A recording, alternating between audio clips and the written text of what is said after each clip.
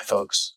So, one of the things that I struggled with initially with Jane was monitoring notes within the system. All right. We kept wanting there to be some kind of notification or something along those lines when our students left a note in a chart we were managing. But of course, there's no way to do that.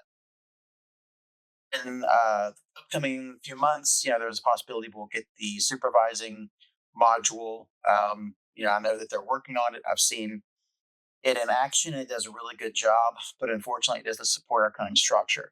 Hopefully, that will be addressed soon. But in the meantime, I want to show a couple of different ways that I use to monitor my students' progress. There are two general ways to go about checking charts. So, of course, you can go into an individual client's chart and go through that, but that's a little bit difficult when you don't necessarily have the appointment times listed and all of that lovely information. So, alternatively, what you can do is go directly to your client's chart, go to appointments. And it's going to provide you with a table of all of the appointments that this client has had in the PSC. So that's going to be your student. It also is potentially going to be other students that you didn't supervise on this case. But all that information is going to be here, and it's really nice to have it all in one place. We just walk through the data that this table is throwing out. On the far left side, we get sort of their arrival status, right? So did they arrive? Was the appointment booked with no other updates? It'll also tell you if there's cancellations, no shows, that kind of information. Really great, really quick, really nice way to see that.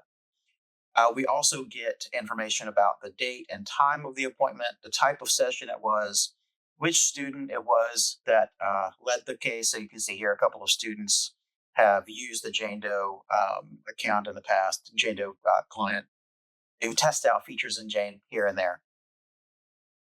And so you're seeing not just your own, but all students. And then over here in this last column, it doesn't even seem like a column really, but over here you'll see this chart signed icon, this log icon.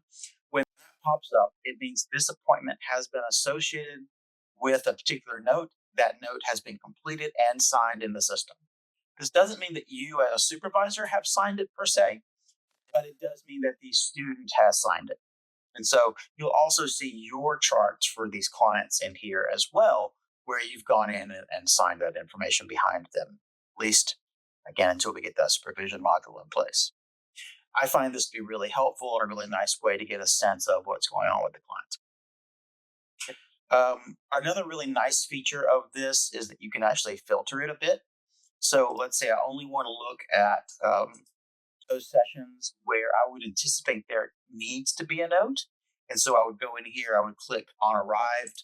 And now I only see the appointments for which the client is marked as arrived. I can look over here and quickly see that this session does not have a notice attached with it. This one does. So, I need to do something about this note. Pretty simple, pretty straightforward. You can also search by which staff members you want if you want to narrow that down a little bit better, especially if they have a longer history and they've been receiving a plethora of services here and there. Billing states is probably not relevant to most of you, but date range I think really is. It's a really nice way that I've used to develop sort of workflow. So I can come in here and look at sort of the last month of clients. You can see because Jane Doe hasn't been used in a while to learn the system. There's nothing in the last month, but certainly this could be used to develop a workflow to identify, okay, all the points in November, great, all of that was taken care of, and all the ones in December as well. Just depends on what you click over here. And of course, you can also manually decide. So let's say I wanted to look back through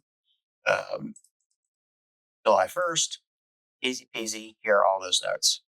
This was a really nice way of looking at one individual client though. And I know that most of you are managing a good number of clients. And so I want to talk a little bit about how that can be managed a little bit easier because going client by client is a little tedious. Let's talk about how you can use the reports feature.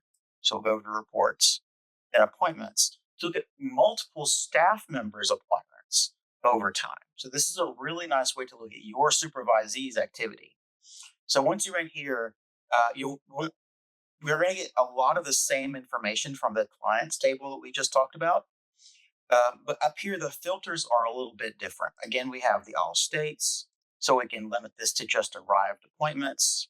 Then we can choose which staff members we want. So in this case, I'm going to choose Miss Shannon Arnold, and I'm going to also choose Miss Shrieky McDuffie, and I'll also choose myself.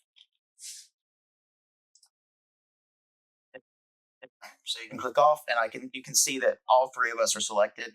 It's a little bit finicky at first learning how to use this because it's different from most chat boxes that you would use. If you want to select one name, you just click the name on the left over here. If you want to select multiple people at once, you need to check the check boxes. But this table is now showing me data for those three staff members for appointments that were marked as arrived. Now, I'm going to tell you right now, this isn't going to reveal any data because Miss Arnold, Miss McDuffie, nor I see clients. However, it's a nice way of getting to the kind of information that you're going to need for your supervision teams. Of course, you can also do the same thing we talked about earlier by filtering by date ranges. Hopefully, this is helpful. And if you have any questions, please reach out. Thank you.